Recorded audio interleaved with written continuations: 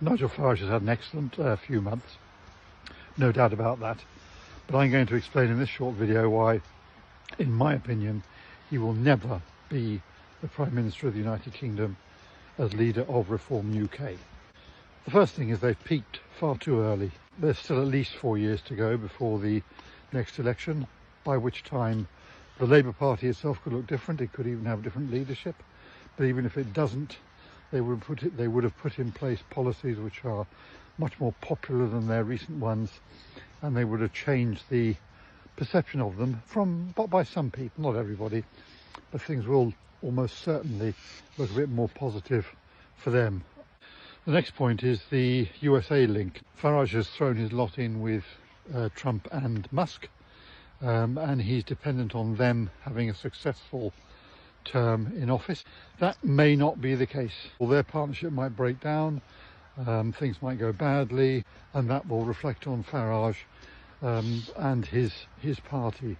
The next point is that although he's getting more members and doing incredibly well, the calibre of people in terms of having candidates for councils and particularly for Parliament is questionable, and I think he'll struggle to get people who can actually win at constituency level. The next point again is timing. The Conservative Party is in total disarray, but they're either going to sort themselves out or they're going to completely close down. Whichever way it is, it's not necessarily going to be good news for Farage. If they say bring back Boris Johnson as leader, that'll split the right-wing vote, so that's bad news for Farage. If they totally collapse, then someone is bound to start up another party.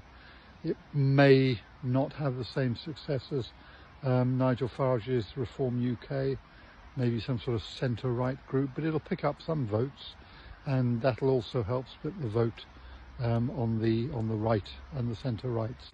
And finally, and again linked to timing, there's lots and lots of time left before the election in which Farage can be found out for what he is, which is a charlatan, a self-interested man who basically wants to make money.